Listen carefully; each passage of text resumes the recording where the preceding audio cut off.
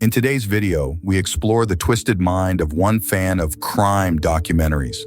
This story is about how one girl became a psychopath, dreaming of committing the perfect crime while remaining invisible to the law. Let's dive into this dark world of a story from South Korea. South Korea's second largest city, Busan, located along the country's southeastern coast, has become home to many. One of its inhabitants was 20-year-old Jeon Yoo Jung. During the day, she seemed like an ordinary, inconspicuous, quiet girl. But at night, her interests took a completely different turn. She was passionate about documenting crime investigations, reading articles on the subject, and researching horror news. It could be said that many of us did this, but for her, this fascination turned into a real mania. At some point, she seriously considered trying to do something similar herself, so that her deeds would become the subject of investigations and stories. And she succeeded, because right now you're watching a video about her. Last May, Jeon Yoo Jung decided to fulfill her dream and began planning the perfect crime. She consulted books from the library on how to hide a body and spent 3 months studying forensic technology and internet investigations. Jeon Yoo Jung herself had no criminal record and was not acquainted with anyone outside the law. On paper, she was an ordinary citizen, so she realized that if her victim was a complete stranger that she couldn't be connected to, it would likely work. And where better to find such a person than on a tutor search app? In recent years, South Korean youth have been under immense pressure to excel in their studies. That's why tutoring apps have become extremely popular. They are usually full of accredited private tutors advertising their services. This is the perfect place to hunt. Within a few days, Jeon Yoo Jung contacted more than 50 tutors in Busan, posing as the mother of a high school student who needed extra English lessons. After much negotiation, she settled on a female tutor, whom we'll call K. The 20-year-old lived alone and received students in her flat. According to those who knew her, K was a bright and warm person, and she genuinely cared for each of her students, wanting them all to maximize their potential. She was not only a great listener, but also an understanding person. Therefore, she probably didn't suspect anything when Jeon Yoo Jung asked her if she lived alone. After all, her future student was probably just shy and didn't want anyone else to listen to her and judge her wrong answers. Kay confirmed that she did indeed live alone and eventually agreed to meet with the student in 2 days for an introductory lesson. The house where Kay lived was located in the Gong district, about 20 minutes away from where Jeon Yoo Jung lived with her grandfather, the only carer and relative she knew. On 26th of May 2023, at around 4 p.m., Jeon Yoo Jung was captured on a CCTV camera walking to Kay's flat, wearing a school uniform that she had ordered online, given her small stature and young appearance. She could have easily been mistaken for the schoolgirl that Kay had arranged to meet with a few days before. Jeon Yoo Jung even cut her hair shorter to look even more like a young student. At 5:34 p.m., she arrived at the flat door, where she was warmly greeted by Kay, who had no idea of her guest's true intentions. If Kay had any doubts about Yoo Jung's age, she had no opportunity to express them. Yoo Jung entered Kay's flat immediately after a quick exchange of pleasantries. She said that she really needed to go to the bathroom. Kay showed her where to go, but in fact, Jeon Yoo Jung took the opportunity to go from room to room again to see if Kay really lived alone. Once she was sure it was safe, Jeon Yoo Jung pulled out the kitchen knife she had hidden in her uniform and lunged at Kay in the main room. She took her by surprise and stabbed her over 100 times, focusing on her neck and chest. The holes in Kay's palms indicate that she tried to defend herself, but in the end, understandably, was unable to do anything. Even after Kay stopped breathing, Jeon Yoo Jung continued to stab her brutally. An hour after taking her life, she left the flat dressed in her victim's clothes, which she had taken from her wardrobe. As if assuming her identity, she went to several nearby supermarkets where CCTV cameras recorded her buying rubbish bags, cleaning products, and many sharp blades. She later used them to dismember and dispose of the remains. It is unknown to Kay why she simply did not take these items immediately with her. Perhaps she was afraid that an officer would stop her and search her bag. Or perhaps she was just counting on the fact that Kay already has these items in her flat. Or maybe she just doesn't know how to plan. Whatever the case, Jeon Yoo Jung went back to Kay's flat and started chopping up her remains. She also did not forget to pocket her mobile phone, ID card, and wallet. After all this tinny stuff, she went about removing all the evidence of her stay in the flat. Jeon Yoo Jung went to her apartment to retrieve her suitcase. The footage shows her happily galloping towards Kay's flat, ready to continue to clean up the mess. She gathered her victim's clothes into 3 rubbish bags and threw them into the nearest bin. Afterwards, she stuffed the body parts into the suitcase. The entire cleaning process took about 6 hours, during which time Jeon Yoo Jung went back and forth between her house and Kay's house 3 times, collecting evidence and going in and out as if it were her own flat. Several surveillance tapes show her walking casually to and from the crime scene, completely unconcerned about what she had done and what she had yet to do. If you passed her on the street at one of these moments, you wouldn't even realize what she was up to and what she was capable of. Around midnight on 27 May, Jeon Yoo Jung left the flat for the last time, taking with her a suitcase containing Kay's body parts.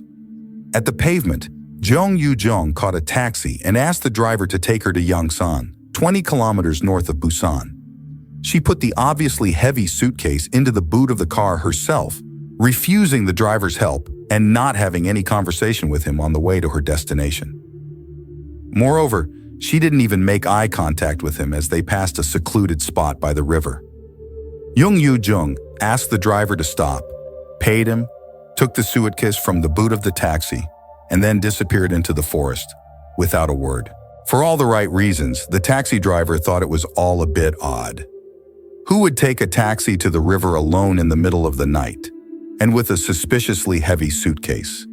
Jeon Yoo Jung didn't ask him to wait for her, but instead of leaving, the taxi driver decided to take a little detour around the neighborhood to see if she would be back on the road in 15 to 20 minutes. He spotted her coming back through the thicket, still carrying her suitcase, and from the way she carried it, he realized that the suitcase was much lighter than before, as if she had just got rid of something heavy. She stopped the car again and asked for a ride to her home where she lived with her grandfather. Authorities are sure that Jeon Yoo Jung didn't even realize that the taxi driver was the same guy who gave her a ride. The taxi driver obeyed and tried not to think about the fact that something strange was going on. But later still, following his intuition, he contacted the police. It was about 3 hours in the morning. He then told the police that the young woman might have thrown something away in the deserted forest and gave her home address where he took her. Detectives soon arrived and examined Jeon Yoo Jung's suitcase. They asked why there were drops of red liquid in it, to which the girl replied that she was menstruating at the time and said that some of the liquid must have gone into the suitcase. After doubting, they truly got into Jeon Yoo Jung's mind. She changed her story on the fly and revealed that she had actually just given birth and wanted to get rid of the baby. She somehow thought it would sound better that way and that it wouldn't be considered murder. What she didn't expect was that the police conducted an ultrasound, which showed that the story was another lie. By then, other police officers had scoured the area and found human remains in the tall grass. The detectives took Jeon Yoo Jung in for questioning, but instead of asking for a lawyer, she made up another story. She claimed that she had gone to Kay's flat for English lessons. However, when she arrived, she found that the door of Kay's flat was unlocked. When she went inside, to her horror, she found Kay's body on the floor, and the unknown man responsible for the whole thing still in the flat. He locked the door and told her that if she kept quiet and helped him get rid of the body, he would let her go. The detectives picked themselves up and politely informed Jeon Yoo Jung that her story didn't make any sense. A little nervous, she changed her story. Then she said that it looked awkward for an adult to look for a tutor, so she introduced herself as a schoolgirl. Seeing her, Kay guessed nothing. Soon after she arrived, they got into a heated argument over her syllabus, and fearing for her safety, she killed her in self-defense. Tom, sighing, the investigators contacted Jeon Yoo Jung's grandfather and asked him to come to the station. When he learnt what his granddaughter had done, the world around him collapsed. He'd raised her since she was a little girl, and couldn't believe she could do such a cruel thing to a stranger. But when he was presented with the evidence, he could no longer deny that she was responsible for Kay's death. And since the inquirers couldn't get an honest confession from her, they asked Grandpa to come into the room and talk to Jeon Yoo Jung one-on-one. The man agreed to do so. Inside, he burst into tears and begged his granddaughter to just tell the truth, to do it for him. Perhaps she loved her grandfather, or maybe she just realized that it was over. But at that moment, Jeon Yoo Jung finally confessed. She explained that there was no quarrel between them. It was just that she had always had a passion for everything related to real crimes, films, shows, books, news articles. And she said she was just interested in finding out what it was like to be involved, to satisfy that curiosity. And so she took the life of a man who had never harmed her or anyone else in any way, shape, or form. She told it all so unemotionally, so detachedly, that it not only stunned even the most experienced inquirers, but surprised them even more after learning the story of her search for her tutor and the surveillance footage from the day of the murder. They had come across cases of premeditated murder before, but they had never seen anything like this. They learned that Yoo Jung was particularly fascinated by the film Helplessness, a Korean psychological thriller about a woman who kills and then assumes the identity of her victim. Judging from her browser history, Yoo Jung watched this film at least once a day. If we recall her wearing Kay's clothes and taking her ID, the parallels between the film and her actions are obvious. However, this does not mean that films or any other media entertainment is responsible for people's actions.